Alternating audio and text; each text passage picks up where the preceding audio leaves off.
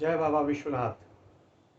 मैं प्रभुवत्स आज आपके समक्ष ज्योतिष के एक विशेष विषय पर चर्चा करने के लिए हाजिर हुआ हूँ। आज हम एक ज्योतिष के एक विशेष घटना पर या एक कहें कि ग्रहों की एक विशेष स्थिति पर बात करने जा रहे हैं। यह स्थिति है ग्रहों के वक्री होने की।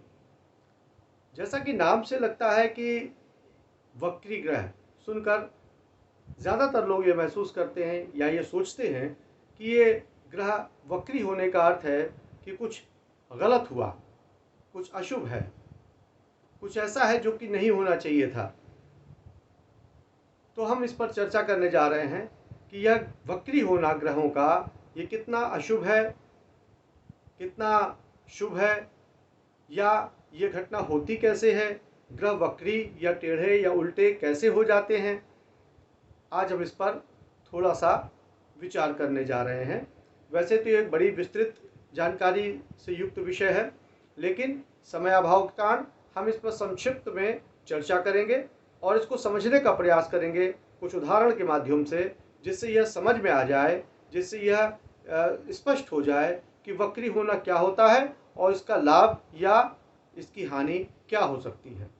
तो चलिए शुरू करते हैं ग्रहों के वक्री होने की चाल के बारे में कुछ जानकारी। तो जैसा कि नाम से है कि वक्री ग्रह, यानी यह ग्रह अपनी जो वर्तमान स्थिति होती है या जो उनकी चाल होती है, जो उनका एक मार्ग होता है, उस मार्ग के विपरीत दिशा में होते हैं, इसलिए इन्हें वक्री कहा जाता है। लेकिन मूलतः यह पूर्ण सत्य नहीं है, यह एक आभासिक स्थिति होती है। अर्थात ग्रह कभी उल्टे नहीं चलते, वो अपनी परिक्रमा के जो उनकी कक्षा है उसमें एक विशेष गति से और एक विशेष स्थिति से हमेशा एक ही डायरेक्शन में चलते हैं या एक ही दिशा में गति करते हैं। लेकिन यह स्थिति जिसको हम वक्री होना कहते हैं, इसका कारण यह है कि जब ये ग्रह जो हैं ये जब पृथ्वी के कक्षा के पास उनकी कक्षा होती है और उस समय उनकी कुछ स्थिति इस प्रकार की होती है कि वो पृथ्वी की कक्षा के निकट से होकर उनकी कक्षा गुजर रही होती है, उस समय जब पृथ्वी अपनी गति कर रही होती है, अपनी परिक्रमा कर रही होती है सूर्य की, उसी समय जो ग्रह हैं वह उस पृथ्वी के गति के सापेक्ष में जो उनकी गति होती है उसके आधार पर यह आभास होने लगता है कि यह ग्रह जो है ये उल्टा चल रहे हैं। इसको और समझना चाहें तो मैं शॉर्ट में या संक्षिप्त में समझाता हूँ कि जैसे आप कभी कभी किसी वाहन से यात्रा कर रहे होते हैं या कभी ट्रेन से यात्रा कर रहे होते हैं, तो आपने अनुभव किया होगा कि जब आप ट्रेन से यात्रा कर रहे हैं, वाहन से यात्रा कर रहे हैं, तो खिड़की से बाहर देखने पर नज़दीक की जो वस्तुएं होती हैं वो बड़ी तेजी से लगता है कि पीछे की ओर भाग रही हैं, यद्यपि आप जानते हैं कि ऐसा होता नहीं है। इसी प्रकार की स्थिति कुछ इन वक्री ग्रहों की भी होती है। अब बात करते हैं कि ये वक्री ग्रह यदि उल्टे नहीं होते तो इन्हें वक्री क्यों कहा जाता है और इनका प्रभाव क्या होता है। देखिए, होता क्या है, आभासी रूप से ये उस समय ऐसा महसूस कराते हैं या ऐसा उनकी गति को देखकर ये प्रतीत होता है कि यह ग्रह शायद पीछे की ओर जा रहे हैं, इसलिए इन्हें वक्री होना कहा जाता है। अब ज्योतिष में जो ग्रह वक्री हो जाते हैं, आपने अपनी कुंडली में देखा होगा या किसी व्यक्ति की कुंडली में देखा होगा कि कुछ ग्रहों के आगे व लिख करके और बिंदु लगा होता है या कभी कभी वक्री पूरा ही लिखा होता है। तो इसका अर्थ होता है कि वह ग्रह उस व्यक्ति की स्थिति जो कुंडली में वक्री के रूप में विद्यमान है। तो इन वक्री ग्रहों का प्रभाव क्या होता है। देखिए, वक्री ग्रह होना, जैसा मैंने आपको बताया कि जब उनकी कक्षा पृथ्वी के निकट आ जाती है तब वो वक्री हो जाते हैं। तो इसका अर्थ यह है कि वो पृथ्वी से काफ़ी नज़दीक उस समय होते हैं जिस समय वो वक्री माने जाते हैं या वक्री प्रतीत होते हैं। तो इस कारण से उस समय उनकी जो रेज होती है, उनकी जो ऊर्जा होती है, उनसे जो भी पावर, जो भी इलेक्ट्रोमैग्नेटिक पावर निकल रही होती है, वह पृथ्वी पर पहले के अपेक्षाकृत ज़्यादा मात्रा में आने लगती है।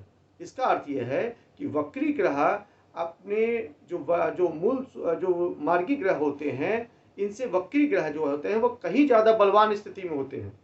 जी हाँ, वक्री ग्रह जो है वो बलवान स्थिति में होते हैं और साथ ही चूंकि वह जो है उनकी ऊर्जा ज़्यादा आने लगती है, उनकी पावर बढ़ जाती है, उनका बल बढ़ जाता है।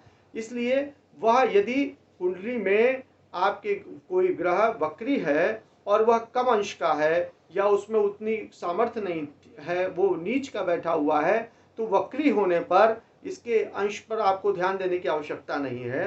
वक्री ग्रह होने पर ये किसी भी अंश का हो, कितने भी कम से कम अंश का हो, यह अपना वही प्रभाव देगा जो कि एक उच्च का ग्रह देता है, यानी कि यह उल्टा प्रभाव देने लगता है। वक्री ग्रह यदि नीच का है तो वह उच्च के ग्रह के समान प्रभाव देने लगता है। इसी प्रकार यदि वह मार्केश है, कुछ मान लीजिए वक्री ग्रह मार्केश है, तो अपनी दशा में वक्री ग्रह मार्केश होने के बावजूद उतना मारक नहीं होगा जितना यदि वो वक्री न होता, मार्गी होता, तब जितना मारक होता, वह प्रभाव वक्री होने पर काफी कम हो जाता है। अतः आप ये समझ सकते हैं कि यदि आपकी कुंडली में कोई ग्रह अशुभ स्थिति में विद्यमान था, नीच का था, कम अंश का था, कमजोर था, और उस समय और वह ग्रह वक्री है, तो इससे आप निश्चिंत हो सकते हैं कि उसके जो है प्रभाव या कोई उसमें कोई कमी रह जाएगी, वह पूर्ण प्रभाव देने में सक्षम हो जाता है। साथ ही हम बात करते हैं उच्च के ग्रहों की। यदि ग्रह उच्च का है और वह वक्री हो जाता है, तो देखिए यदि ग्रह उच्च का है और वक्री हो जाता है तब क्या होगा? उच्च का ग्रह है और वक्री हो गया, यानी वो पूर्ण बली पहले से ही था और उसको बल ज्यादा प्राप्त हो गया, तो यह एक तरीके से किसी मेडिसिन की ओवरडोज की तरह काम करता है। और ग्रह प्रभावी होने की वजह से जब वो वक्री हो जाता है तो इतना प्रभावशाली हो जाता है कि वो नुकसान करने लगता है।